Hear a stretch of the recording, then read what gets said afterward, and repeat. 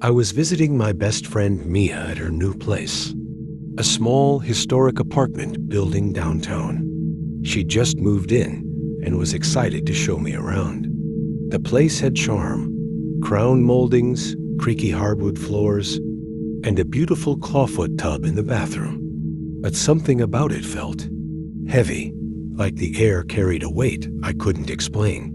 While we unpacked, Mia told me the apartment had been a bargain because the previous tenant had left abruptly, leaving most of their things behind.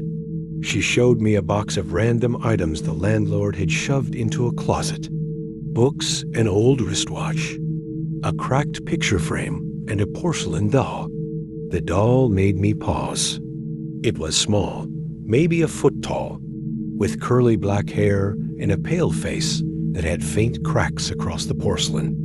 Its glassy blue eyes stared blankly ahead, and its lips were painted in a faint smile. "That thing's creepy," I said, laughing nervously. Mia shrugged. "I'm not a fan either, but it's harmless." She put the doll back in the closet, and we didn't talk about it again. That night, I stayed over. Around 2 a.m. I woke up to a sound, a faint tapping, like someone knocking gently on the wall. I sat up in the dark, listening. Tap, tap. It was coming from the closet. "Mia?" I whispered, but she was fast asleep on the other side of the room. Curiosity got the better of me. I crept out of bed, heart pounding, and opened the closet door.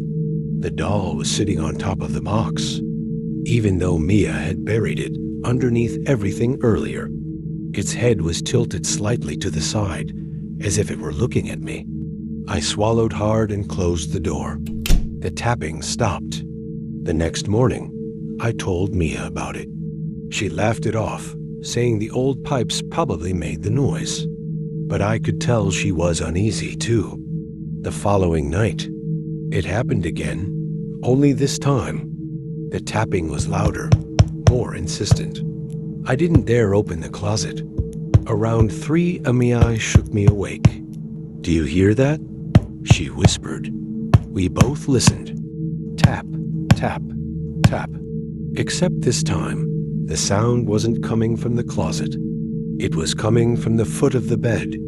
We froze. Slowly, we turned to look. And there it was, the doll, sitting upright on the floor, its head tilted and one tiny porcelain hand raised as if it had just knocked. Mia screamed and grabbed the doll, throwing it into the hallway. She slammed the bedroom door shut, and we spent the rest of the night with the lights on. The next morning, the doll was gone. We searched the entire apartment, but it had vanished. The landlord claimed he didn't take it, and Mia swore she didn't throw it away.